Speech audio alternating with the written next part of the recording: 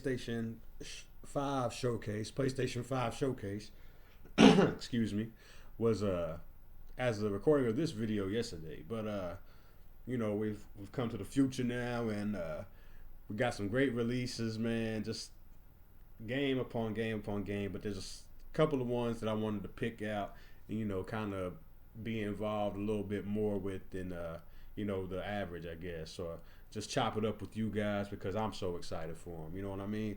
And Metal Gear Solid Snake Eater 11. I played the original Metal Gear Solid Snake Eater. What a masterpiece of a game, especially for the time. PS2 time. Really pushed the PS2 to its limits at the time. And coming to the PS5, Metal Gear Solid has always been known for kind of like more or less pushing the boundaries for a lot of the consoles, even on the PS3, like with Phantom Pain and the other releases they had for that console. Just very good, and they've ran on their own engine for a while. So we're gonna see what's going on with 11. They're saying 11 details we might have missed as far as the teaser trailer. Snake's just a badass who gets dropped off in the middle of nowhere and takes over stuff. So let's get into it, man. Without further ado.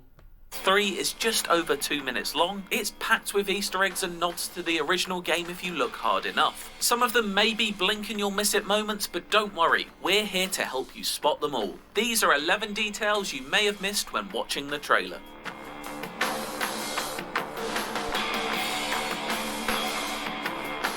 One of the coolest details was just under a minute into the trailer, when the green parrot, more on that later, is seen swooping above the canopy of the forest, a dead frog in its claws. But it's what's in the distance that's interesting, because when lightning lights up the sky, it's possible to make out the shape of the Shagohod, which if you look close enough is being airlifted by several Mi-24 Hind helicopters. This is a direct reference to what happens in the game, as Volgin readies the Shagohod to take over the USSR. Shagohod.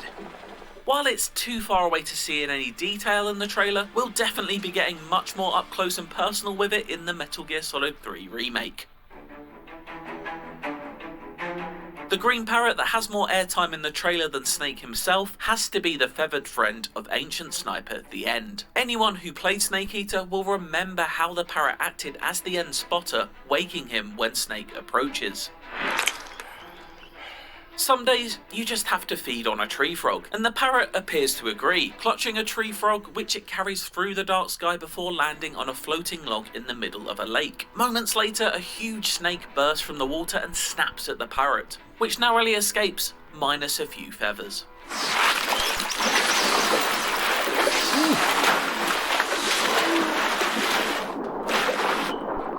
Just as the snake pounces on the parrot, it is attacked by an Indian gavial, which, if you remembered, can be captured and eaten in Metal Gear Solid 3. It's hard to make out in the trailer, but a screenshot released alongside the announcement gives us a better look at the croc and its pointy snout. Look how good this game is, man. The detail on this croc is crazy, man, and the atmosphere is just ridiculous. It's also the basis for one of the most amusing cosmetics in the game, the crocodile cap, which when worn in the water can trick enemies into thinking you're a deadly animal instead of just the world's deadliest man. Going back to the bosses of Metal Gear Solid 3, there's a dead poison dart frog early on in the trailer, which can be found in game and actually help you in the fight against the Fear, a member of the boss's Cobra unit who poisons Snake with a venom-coated crossbow bolt. That bolt is coated in the venom of the Brazilian wandering spider. Soon a most exquisite pain will engulf your entire body. During the battle, Snake is able to drop poison food like the dart frog, which the Fear will eat if he runs low on stamina. This in turn poisons him, which makes him vomit moments later, seriously depleting his stamina further still.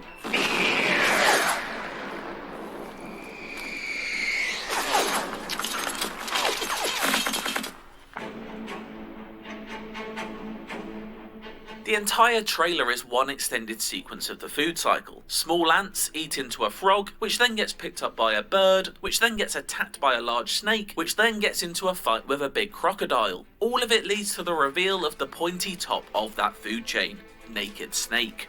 The visualization of the food chain and the wilds of nature is a recurring motif in the Metal Gear series, something we saw in Metal Gear Solid 4 as a snake is seen eating a guinea pig in the opening of Act 2. Metal Gear Solid 3 also made this metaphor a gameplay feature, as Snake is forced to hunt and cook his own food while out in the wilds.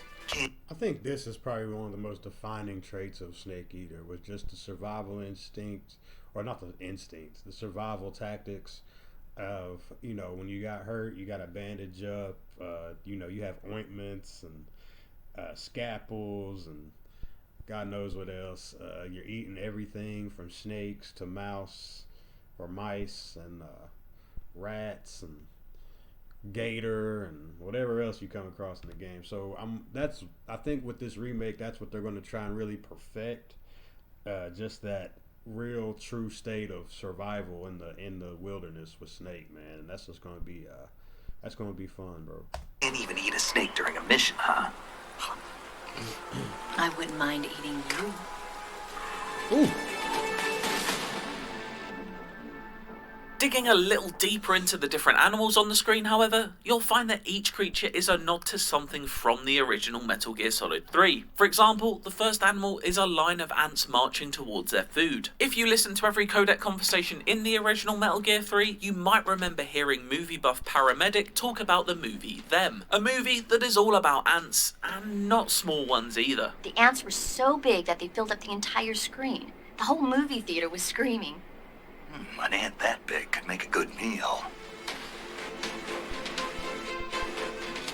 As the camera zooms through mangroves and pans in on Snake, the light shines through the trees in a way that is reminiscent of Ponizovye South, one of the coolest areas in Metal Gear Solid 3. Set along a winding river, Snake must ford a river while avoiding GRU soldiers buzzing through the skies on flying platforms. He can do this by ducking under the water's surface, or eventually finding rocks and boats to hide behind. Wading through the river and its trees was a highlight of Metal Gear Solid 3's level design, and represented creator Hideo Kojima's vision of wanting the player to feel like they were traversing a real forest. The river and trees from Ponizovye South is just one of the familiar locations in the trailer. Earlier, the green parrot flies through an electrified fence, similar to the ones that guard the Bolshaya Pass South area. While the teaser is purely cinematic, it's a good indication of what real areas in the game could look like in this remake. The 4 screenshots that accompanied the trailer give us a better look at these areas as well, including one where a backpack is hanging from a tree, which most will remember from the beginning of the original game, when Snake has to retrieve his belongings after halo jumping behind enemy lines. I see you've retrieved your backpack, Snake. Even though it's dark and Snake is caked in mud, you can just about make out the uniform he's wearing, which is the tiger stripe camo you begin the game with. Of course, one of Metal Gear Solid 3's most interesting features was the ability to unlock and switch camos to suit your environment. Yeah, this was another great defining feature of the game. Areas that you travel to are all different, like swamps. He's in the sand or rock area right here. There's some very bright tone camouflages like snow white, so like when you're up against walls you can wear white to up your percentage. You see the percentages right here, that shows you kind of how well you're camouflaged in the old game. So I wonder if the percentage mechanic will come back. Or with totally inappropriate attire like the tuxedo. Looks pretty good on me, doesn't it? Are you out of your mind? You can't wear that in battle. And we hope everything, no matter how silly it is, makes its way into the remake.